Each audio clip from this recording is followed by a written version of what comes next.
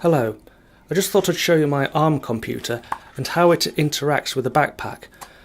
It doesn't need the ARM computer because the backpack has its own computer in there and works autonomously, which is what I intended to do. But once I built the ARM computer, I wanted some sort of interaction there. For example, that furnace effect at the bottom, I can switch on and off if I wanted to save a little bit of power. Or for example, if there's a photographer on my left, I can press a button and make the robot look in its direction. And then after a few seconds it will return to autonomous control. So now let's have a little look at what else the ARM computer can do.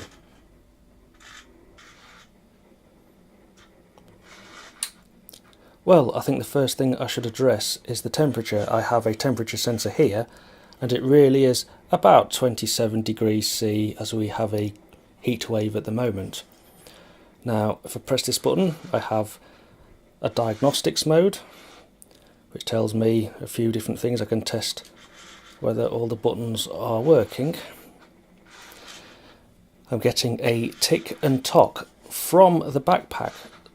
So the backpack computer sends those words so I know that the computer hasn't crashed. If I press this button, I can see all the vents. I can scroll backwards and forwards. It tells me how long it is, the start and finish time.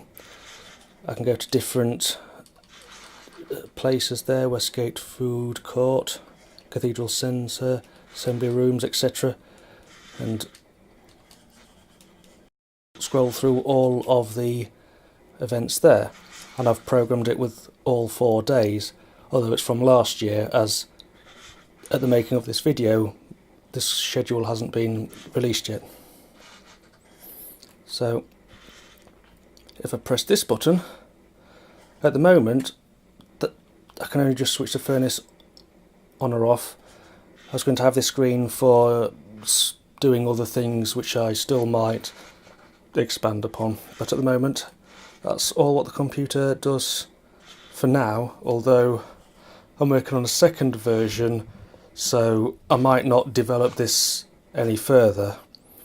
I haven't decided. Anyway, I think that's enough for this video, apart from just showing you that the actual computer is in here, an Arduino Mega 2560.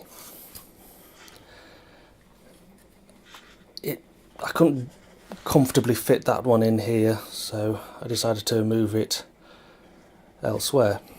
So the second version, I might change the design. I haven't decided yet. So anyway, that's something else I've built, and thank you for watching.